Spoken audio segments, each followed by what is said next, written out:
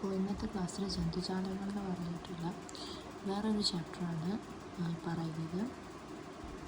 ഈ ഒരു പാഠഭാഗത്തിൽ പ്രധാനമായിട്ട് പറയുന്നത് ജൈവ വൈവിധ്യങ്ങളെ പറ്റിയിട്ടാണ്. പിന്നെ ജീവികളിലെ വൈവിധ്യം, വർഗീകരണം തുടങ്ങിയവയെ പറ്റിയിട്ടാണ് ഈ ഒരു ചാപ്റ്ററിൽ പറയുന്നത്. അതിൻ്റെ ഒരു ഇമേജാണ് ഇവിടെ കൊടുത്തിട്ടുള്ളത്. പിന്നെ ചില പ്രാണികളുടെ മുട്ട വിരിഞ്ഞാണ് പുഴു ഉണ്ടാകുന്നത് എന്ന് പറയുന്നുണ്ട്. അപ്പോൾ മുട്ട അത് ലാർവയായിട്ട് മാറുന്നു, പിന്നെ പ്യൂപ്പായിട്ട് മാറുന്നു, പിന്നെ അത് ആൻഡ്ലയൺ ലേസ്വിങ് ആയിട്ട് മാറുന്ന ഒരു പ്രക്രിയ ഇവിടെ കാണിച്ചിട്ടുണ്ട്. അടുത്ത കുഴിയാനെ പറ്റിയിട്ടാണ്. ആൻഡ്ലയൺ ലേസ്വിങ് എന്ന ഒരിനം ചിറകുള്ള പ്രാണിയുടെ ലാർവയാണ് ഈ കുഴിയാന എന്ന് പറയുന്നത്. കുഴിമണ്ണിൽ ഫണലിൻ്റെ ആകൃതിയിൽ കുഴിയുണ്ടാക്കി ഉറുമ്പ് പോലുള്ള ചെറുപ്രാണികളെ ഭക്ഷിച്ചിട്ടാണ് ഇവ ജീവിക്കുന്നത്. ഉറുമ്പിനെ പിടിക്കുന്നത് കൊണ്ട് ഇംഗ്ലീഷിൽ ആൻഡ്ലയൺ എന്നാണ് ഈ കുഴിയാനകൾക്ക് പേര്. അപ്പോൾ കുഴിയാനകളുടെ ഇംഗ്ലീഷ് പേരാണ് ആൻഡ്ലയൺ എന്ന് പറയുന്നത്. ഈ ലാർവ മൺതരികളും നേർത്ത നൂലും ഉപയോഗിച്ച് ഒരു കൂടുണ്ടാക്കി പ്യൂപ്പയായാണ് മാറുന്നത്. പ്യൂപ്പയ്ക്ക് മാറ്റങ്ങൾ സംഭവിച്ചാണ് ഇത് ഒരു പ്രാണിയാകുന്നത്. അപ്പോൾ പ്രാണി ഉണ്ടാകുന്ന ഒരു പ്രക്രിയയെ പറ്റിയിട്ടാണ് ഇവിടെ പറയുന്നത്. പിന്നെ കുഴിയാനേനെ പറ്റിയിട്ട് പറയുന്നുണ്ട്. കുഴിയാനേനെ ഇംഗ്ലീഷ് പേരാണ് ആൻഡ്ലയൺ എന്ന് പറയുന്നത്. പിന്നെ അടുത്തതായിട്ട് രൂപാന്തരണത്തെ പറ്റിയിട്ടാണ് പറയുന്നത്. മെറ്റാമോർഫോസിസ്. ചില ജീവികളിൽ അവയുടെ മുട്ട വിരിഞ്ഞുണ്ടാകുന്ന കുഞ്ഞുങ്ങൾക്ക് മാതൃജീവിയോട് സാദൃശ്യമുണ്ടാകില്ല. മുട്ട വിരിഞ്ഞുണ്ടാകുന്ന ലാർവ വിവിധ വളർച്ചാഘട്ടങ്ങളിലൂടെയാണ് കടന്നു പോകുന്നത്. മാതൃജീവിയോട് സാദൃശ്യമുള്ളതായി മാറുന്നു. പിന്നെ ഈ മാറ്റത്തെയാണ് രൂപാന്തരണം എന്ന് പറയുന്നത്. അപ്പോൾ രൂപാന്തരണം എന്ന് പറയുന്നത് എന്താണ്? മുട്ട വിരിഞ്ഞുണ്ടാകുന്ന ലാർവ വിവിധ വളർച്ചാഘട്ടങ്ങളിലൂടെ കടന്നുപോയി മാതൃജീവിയോട് സാദൃശ്യമുള്ളതായി മാറുകയാണ് ഇവിടെ ചെയ്യുന്നത്. ഇതിനെയാണ് രൂപാന്തരണം എന്ന് പറയുന്നത്. അപ്പോൾ മുട്ട മാറി എന്താവുന്നു? നിംഫായി മാറുന്നു. അത് ഒരു പൂർണ്ണ വളർച്ചയിലെത്തിയ പാറ്റയായിട്ടാണ് മാറുന്നത്. ഇങ്ങനെയാണ് രൂപാന്തരണം ഇവിടെ സംഭവിക്കുന്നത്. പിന്നെ നിംഫ് എന്നാണ് പാറ്റ കുഞ്ഞുങ്ങളെ വിളിക്കുന്നത്. അപ്പോൾ പാറ്റ കുഞ്ഞുങ്ങളെ എന്താണ് വിളിക്കുന്നത്? നിംഫ് എന്നാണ് വിളിക്കുന്നത്. അത് നമുക്കൊന്ന് മാർക്ക് ചെയ്തേക്കാം.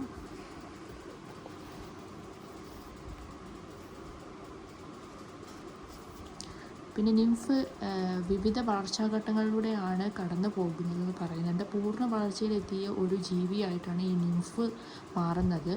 ഇതിനിടെ പലതവണ അതിൻ്റെ പുറംചട്ട പൊളിച്ചു കളയുന്നുണ്ട്. ഇത് ജീവിയായി മാറുന്ന ആ പ്രക്രിയയിൽ എന്താണ് സംഭവിക്കുന്നത്? പലതവണ ഇതിൻ്റെ ആ ഒരു പുറംചട്ട പൊളിച്ച് കളയപ്പെടുന്നുണ്ട്. പിന്നെ പ്രാണികളുടെ മുട്ട വിരിഞ്ഞുണ്ടാകുന്ന പുഴുക്കൾ ഇലകളും മറ്റു സസ്യഭാഗങ്ങളും ആഹാരമാക്കുന്നു. ഇതിനാൽ ഇവ പലതും കൃഷിയെ ദോഷകരമായിട്ടാണ് ബാധിക്കാറുള്ളത്. പിന്നെ ഇത്തരം പുഴുക്കളെയും കീടങ്ങളെയും അകറ്റാൻ കർഷകർ പല മാർഗങ്ങളും സ്വീകരിക്കാറുണ്ട്. പിന്നെ ചെണ്ടുമല്ലി ഉണ്ടാക്കുന്ന രാസവസ്തുക്കൾ ചില ഇനം കീടങ്ങളെ അകറ്റും. കാർഷിക വിളകൾക്ക് ദോഷം ചെയ്യുന്ന കീടങ്ങൾക്ക് ഉദാഹരണമാണ് ഇത്. തണ്ടുതുരപ്പൻ പുഴുവാണ് ഇതിന് ഉദാഹരണം. ധാന്യങ്ങൾ സൂക്ഷിച്ചു വയ്ക്കുമ്പോൾ അല്പം സുഗന്ധവ്യഞ്ജനങ്ങളും ഇടാറുണ്ട്. കീടങ്ങളിൽ നിന്ന് രക്ഷ നേടുന്നതിനായി ഈ ചെടികൾ ഉൽപ്പാദിപ്പിക്കുന്ന രാസവസ്തുക്കളാണ് അവയെ സുഗന്ധവ്യഞ്ജനങ്ങളാക്കുന്നത്. പിന്നെ പുഴുവിൻ്റെ കുറച്ച് സവിശേഷതകളാണ് താഴെ കൊടുത്തിട്ടുള്ളത്. ഞങ്ങളെ ആഹാരമാക്കുന്ന നിരവധി ജീവികളുണ്ട്. ഞങ്ങളില്ലെങ്കിൽ അവയ്ക്കും നിലനിൽപ്പില്ല എന്നതാണ് ആദ്യത്തെ സവിശേഷതയായിട്ട് പറയുന്നത്. ഞങ്ങളിൽ നിന്നുണ്ടാക്കുന്ന പ്രാണികൾ പല പൂക്കളിലും പരാഗണം നടത്തുന്നുണ്ട്.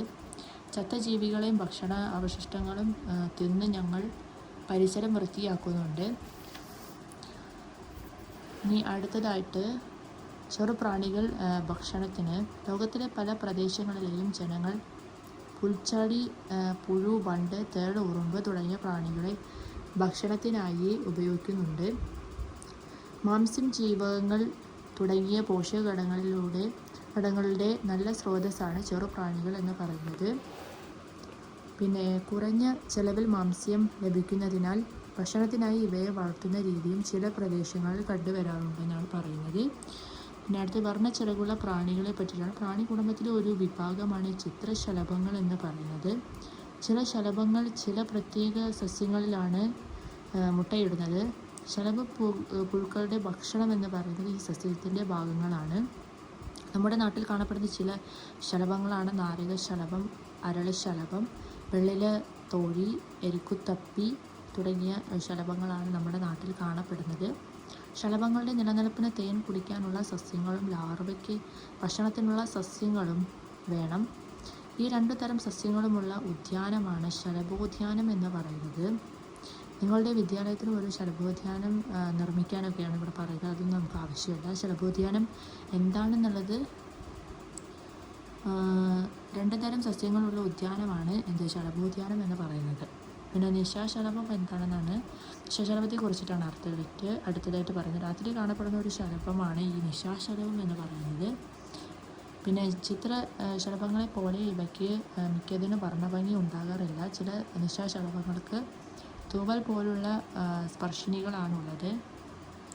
ഒരു തരം നിശാശലഭത്തിൻ്റെ ലാർവയുണ്ടാക്കുന്ന കൊക്കൂണിൽ നിന്നാണ് ഈ പട്ടുനൂൽ ഉൽപ്പാദിപ്പിക്കപ്പെടുന്നത്.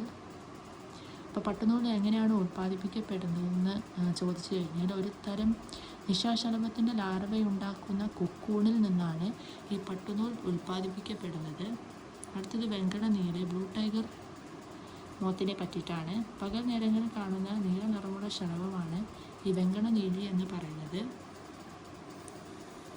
പലപ്പോഴും ഇവയെ ചിത്രശലഭങ്ങളായിട്ട് തെറ്റിദ്ധരിക്കപ്പെടാറുണ്ട്. പക്ഷേ ഇത് ചിത്രശലഭങ്ങളല്ല. പിന്നെ എന്നാൽ പകൽ കാണുന്നതും നീല നിറം ഒഴിച്ചാൽ ഇവയുടെ മറ്റ് സവിശേഷതകൾ നിശാശലഭങ്ങളുടേതാണ്. അതുകൊണ്ട് ഇവയെ ശലഭ കുടുംബത്തിലാണ് ഉൾപ്പെടുത്തിയിട്ടുള്ളത്. വെങ്കട മരത്തിൻ്റെ ഇലകൾ മുട്ടയിടുന്നത് കൊണ്ടാണ് ഈ പേര് വന്നത്. അപ്പോൾ ഈ പേര് വന്നത് എങ്ങനെയാണെന്ന് ചോദിച്ചു കഴിഞ്ഞാൽ, വെങ്കട മരത്തിൻ്റെ ഇലകൾ മുട്ടയിടുന്നത് കൊണ്ടാണ് ഈ ഒരു പേര് വന്നത്, വെങ്കടനീലി എന്ന പേര് വന്നത്. ചെറുജീവികളുടെ ലോകമാണ് അടുത്തത്. സമൂഹമായി കഴിയുന്ന ജീവികളാണ് ഉറുമ്പുകൾ എന്ന് പറയുന്നത്. സമൂഹമായി കഴിയുന്ന ജീവികൾ ഏതാണെന്ന് ചോദിച്ചു കഴിഞ്ഞാൽ അത് ഉറുമ്പുകളാണ്. ഇവരുടെ ധർമ്മമാണ് അടുത്തിട്ട് പറയുന്നത്. മുട്ടയിടുക, ഭക്ഷണം ശേഖരിക്കുക, ശത്രുക്കളിൽ നിന്ന് സംരക്ഷണം നൽകുക എന്നീ ജോലികൾ ചെയ്യുന്ന വ്യത്യസ്ത വിഭാഗം ഉറുമ്പുകളെ ഒരു കൂട്ടത്തിൽ കാണാൻ സാധിക്കും. അടുത്തതായിട്ട് പ്രത്യുൽപാദന ധർമ്മം നിർവഹിക്കുന്ന ആൺപെണ്ണ് ഉറുമ്പുകൾ കൂട്ടിൽ നിന്ന് ചിറകുമുളച്ച് പുറത്തു വരുന്നു.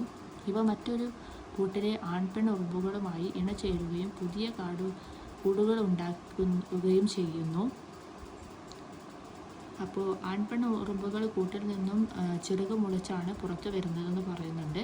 പിന്നെ പ്രാണിയുടെ ശരീരഭാഗങ്ങളെ കുറിച്ചിട്ടാണ് അടുത്തതായിട്ട്. സ്പർശിനികൾ, കാലുകൾ, ചിറകുകൾ, കണ്ണുകൾ എന്നിവയ്ക്കാണ് വിവിധ സവിശേഷതകളാണ് ഉള്ളത്. അടുത്തത് മത്സ്യങ്ങളെ പറ്റിയിട്ടാണ്. അപ്പോൾ ഉറുമ്പുകളുടെ സവിശേഷത കഴിഞ്ഞു. ഇനി മത്സ്യങ്ങൾ. മുട്ട വിരിഞ്ഞാണ് മത്സ്യക്കുഞ്ഞുങ്ങൾ ഉണ്ടാകുന്നത്. അപ്പോൾ മത്സ്യക്കുഞ്ഞുങ്ങൾ എങ്ങനെയാണ് ഉണ്ടാകുന്നത് ചോദിച്ചു കഴിഞ്ഞാൽ, മുട്ട വിരിഞ്ഞാണ് ഉണ്ടാകുന്നത്. പിന്നെ കേരള തീരങ്ങളിൽ ജൂൺ ജൂലൈ മാസങ്ങളിൽ ട്രോളിംഗ് നിരോധനം ഏർപ്പെടുത്തുന്നുണ്ട്. നമ്മുടെ നാട്ടിൽ മത്സ്യങ്ങൾ മുട്ടയിടുന്ന മത്സ്യങ്ങളാണിത്. ചില മത്സ്യങ്ങൾ അവയുടെ ശരീരത്തിനുള്ളിൽ വെച്ച് തന്നെയാണ് മുട്ട വിരിക്കുന്നത്. ഉദാഹരണം സ്രാവ്. അപ്പോൾ സ്രാവ് പോലെയുള്ള മത്സ്യങ്ങളാണ് ശരീരത്തിനുള്ളിൽ വെച്ച് തന്നെ മുട്ട വിരിക്കുന്നത്. ഊത്തക്കയറ്റം. ജൂൺ മാസത്തിൽ കാലവർഷം എത്തുന്നതോടെ പ്രജനനം നടത്തുന്നതിനായി മത്സ്യങ്ങൾ കൂട്ടമായി കൈത്തോടുകൾ, വയലുകൾ, ചെറു തടാകങ്ങൾ, കായലുകൾ തുടങ്ങിയ ജലാശയങ്ങളിലേക്ക് നടത്തുന്ന യാത്രയാണ് ഊത്തക്കയറ്റം എന്നറിയപ്പെടുന്നത്. മുട്ടയിടുന്നതിനായി മത്സ്യങ്ങൾ ദേശാടനം നടത്തുന്ന ഈ സമയത്ത് അവയെ പിടിക്കുന്നത് മത്സ്യസമ്പത്ത് കുറയാൻ ഇടയാക്കുന്നുണ്ട്. ഈ സമയത്ത് മീൻപിടുത്തം നിയമവിരുദ്ധമാണ്. അപ്പോൾ ഈ സമയത്ത് മീൻപിടുത്തം എന്ന് പറയുന്നത് എന്താണ്? നിയമവിരുദ്ധമായിട്ടുള്ള കാര്യമാണ്. പിന്നെ ഉഭയജീവികൾ. വാൽമാക്രി പൂർണ്ണ വളർച്ച എത്തിയാണ് തവളയായി മാറുന്നത്. അപ്പോൾ തവളയായി മാറുന്നത് എന്താണ്? വാൽമാക്രി പൂർണ്ണ വളർച്ച എത്തിയിട്ടാണ് ഈ തവളയായിട്ട് മാറുന്നത്. പിന്നെ സിസിലിയനുകൾ. കേരളത്തിൽ കണ്ടുവരുന്ന മറ്റൊരു ഉഭയജീവി വിഭാഗമാണ് ഈ സിസിലിയനുകൾ എന്ന് പറയുന്നത്. പ്രാദേശികമായി ഇവ കുരുടികൾ എന്നും അറിയപ്പെടുന്നു. അപ്പോൾ കുരുടികൾ എന്നറിയപ്പെടുന്ന ഈ ഒരു സിസിലിയനുകളെ ആണ്. കണ്ണുകൾ സുതാര്യമായ തൊപ്പുകൊണ്ട് മൂടിയിരിക്കും എന്നുള്ളതാണ് ഇവയുടെ പ്രത്യേകത.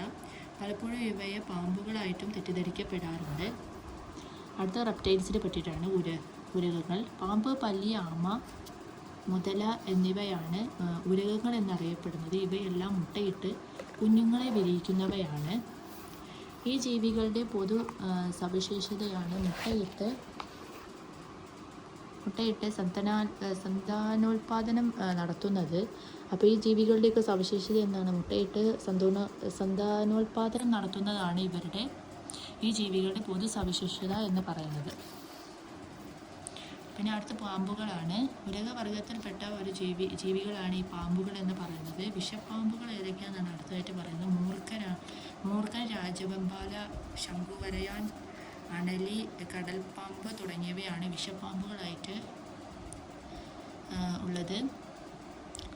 അതിൽ മൂർഖനാണ് വികസിപ്പിക്കാവുന്ന പത്തിയും അതിൻ്റെ പിൻഭാഗത്ത് പരസ്പര ബന്ധിതമായ 2 വളയങ്ങളുമാണ് ഉള്ളത്. കഴുത്തിനു താഴെ കുറുകയായി വീതിയുള്ള 2 വളയങ്ങളുണ്ട്. രാജവെമ്പാല പത്തിയിൽ തെളിഞ്ഞു കാണുന്ന ഒരു അടയാളമാണ് ഉള്ളത്. മുകളിലേക്കുള്ള അടയാളം 5 മീറ്റർ വരെയാണ് ഇതിൻ്റെ നീളം. ശരീരത്തിൻ്റെ മുൻഭാഗത്ത് വളയങ്ങളുണ്ട്. വാലിനു നല്ല കറുപ്പാണ് ഉണ്ടാവുക. അടുത്ത് ശംഖുവരയനാണ്. ശരീരത്തിന് കുറുകെ തെളിഞ്ഞ വെള്ള വരകളാണ് ഇവയ്ക്കുണ്ടാകുന്നത്. കറുത്തിരണ്ട നിറമാണ്. അടുത്തായിട്ട് അണലിൻ്റെ സവിശേഷതയാണ് പറയുന്നത്. ത്രികോണാകൃതിയിലുള്ള വലിയ തലയാണ് ഈ ഒരു അണലിക്കുണ്ടാവുക. ശരീരത്തിൽ ചങ്ങല പോലെയുള്ള പുള്ളികളുണ്ടാകും. അടുത്ത കടൽപ്പാമ്പാണ്. വാൽ പരന്നതും തുഴയുടെ ആകൃതിയിലുമാണ് ഇത് കാണപ്പെടുന്നത്. പുറത്ത് വൃത്താകൃതിയിലുള്ള ഇരുണ്ട വളയങ്ങളാണ് ഉള്ളത്.